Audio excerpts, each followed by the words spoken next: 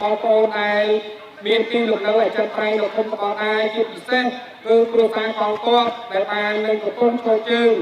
នៅជួរមុខការពារពលរដ្ឋភាពទឹកដីដ៏អង្អាចខ្លាំងឯងដល់ការដឹកនាំរបស់សម្ដេចព្រះរាជរដ្ឋាភិបាលកម្ពុជាមានអង្គមានអីទេពេលនេះមកគេឲ្យអង្គ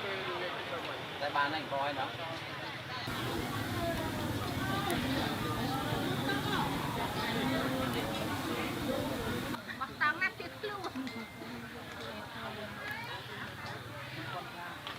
នៅទីនេះគឺជាលើកទី3ហើយបាទថ្ងៃនេះយើងបានរៀបចំផ្ដល់ទី1ជំរកបាទមានតង់នឹងទីកន្លែងដែលគាត់ស្នាក់នៅនឹងយើងបោះតង់ឲ្យគាត់ស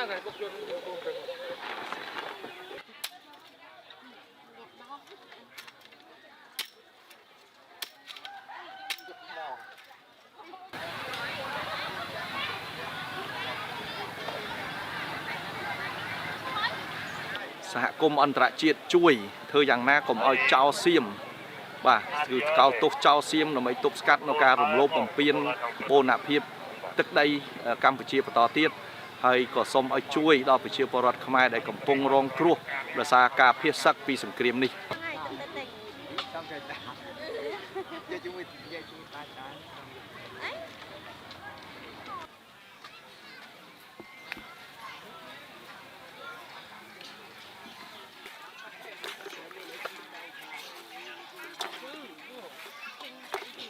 តែឥឡូវហ្នឹងពងមកប្រឡាក់សាច់ជ្រូកញ៉ាទៅឲ្យប្តីហើយទិញនំប៉័ងហើយនឹងហូបអាហារហ្នឹងញ៉ាឲ្យកូនយកទៅឲ្យប្តីបាត់អីហូបតាំងពីយប់ហ្នឹងតែម៉ាន់នេះមានតែបានហូបអីណាអត់ហ៊ានចេញពីកន្លែងហ្នឹងតែណាវាចេញទៅដ្រូនវាតាមតម្លាក់គ្រាប់ឃើញតែហ៊ានយើងដើរចេញចូលវាតម្លាក់គ្រាប់មក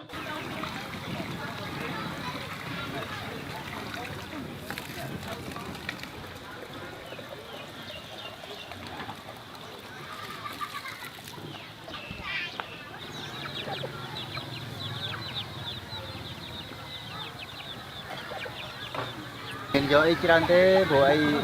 មកចាស់មួយនឹងយកតែមន់នឹងមកអីវ៉ាន់នៅផ្ទះទាំងអស់នោះរបស់ច្រើនយកមិនអស់ទៅយកអត់មានអីផង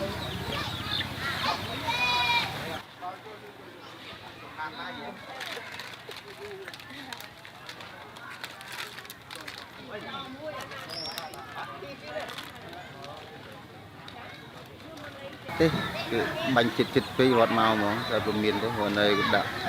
មិនគ្របនៅតែចិនហ្នឹងខ្ញុំនៅចិនហ្នឹងខ្លាចដែរ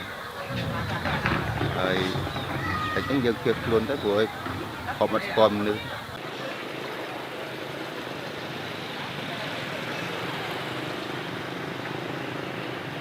Jelajahi cara baru mendapatkan informasi. Download Metro TV Extend sekarang.